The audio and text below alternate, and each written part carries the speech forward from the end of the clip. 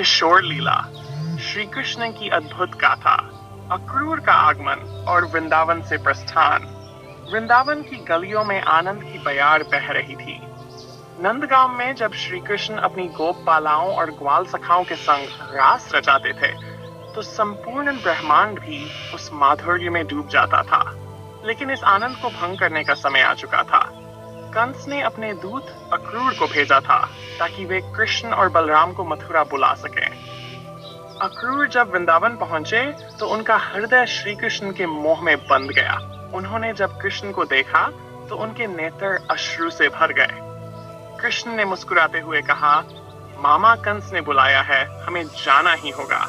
यह सुनकर समस्त वृंदावन वासियों की आंखों में अश्रु छलक पड़े।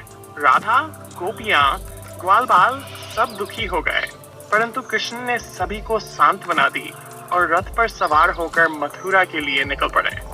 कंस का वध। मथुरा में प्रवेश करते ही कृष्ण और बलराम का भव्य स्वागत हुआ। नगरवासियों को आशा थी कि कृष्ण इस अन्यायी कंस का अंत करेंगे।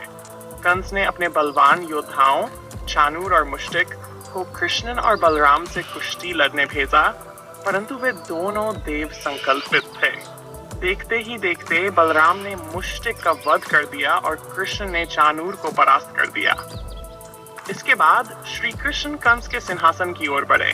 कंस भयभीत हो उठा। उसने अपने सैनिकों को बुलाया, लेकिन कोई भी कृष्ण के सामने टिक न सका।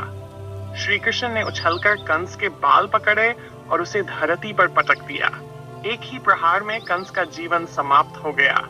मथुरा की जनता में हर्ष की लहर दौड़ गई। जय जयकार गूंजने लगी। श्री कृष्ण भगवान की जय। उग्रसेन और वसुदेव का उद्धार। कंस के अत्याचारों से मुक्त होने के बाद श्री कृष्ण सीधे कारागार पहुंचे, जहां उनके माता पिता देवकी और वसुदेव कैद थे। जैसे ही उन्होंने कारागार के द्वार को स्पर्श किया, वह स्वतः ही खुल गए। माता देवकी ने कृष्ण को अपने गले से लगाया और अश्रु बहाने लगी। वसुदेव भी अपने पुत्र को देखकर भाव विह्वल हो गए। इसके बाद श्री कृष्ण ने अपने नाना उग्रसेन को पुनः मथुरा का राजा बनाया और न्याय की स्थापना की। सभी लोगों ने खुशी खुशी उनका अभिनंदन किया। बोलो श्री राजकुमारियों की मुक्ति। समय बीतता गया और श्री कृष्ण ने द्वारका नगरी बसाई। एक दिन उन्हें यह ज्ञात हुआ कि नरकासुर नामक राक्षस ने 5 राजकुमारियों को बंदी बना रखा है। वे सभी अपनी मुक्ति के लिए श्री कृष्ण की प्रतीक्षा कर रही थी।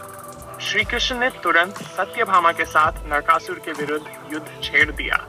भयंकर संग्राम हुआ। अंततः श्री कृष्ण ने अपने सुदर्शन चक्र से नरकासुर का वध कर दिया। जैसे ही उसका अंत हुआ, सारी राजकुमारियां मुक्त हो गईं। लेकिन एक समस्या थी, समाज उन्हें स्वीकार नहीं करेगा। तब श्री कृष्ण ने एक दिव्य संकल्प लिया और सभी राजसरसार राजकुमारियों को अपनी पत्नियों के रूप में स्वीकार कर लिया। इस प्रकार उन्होंने उन अबलाओं को समाज में सम्मान दिलाया और धर्म की रक्षा की। निष्कर्ष, श्री कृष्ण के किशोर जीवन की ये लीलाएं न केवल अद्भुत हैं, बल्कि हमें न्याय, धर्म और करुणा का भी पाठ पढ़ाती हैं। उन्होंने न केवल अधर्मियों का संहार किया, बल्कि अपने प्रेम और उदारता से समाज में नवचेतना का संचार किया। श्री कृष्ण आज भी हमारे हृदयों में उसी प्रेम और शक्ति के प्रतीक के रूप में बसे हुए हैं। जय श्री कृष्ण।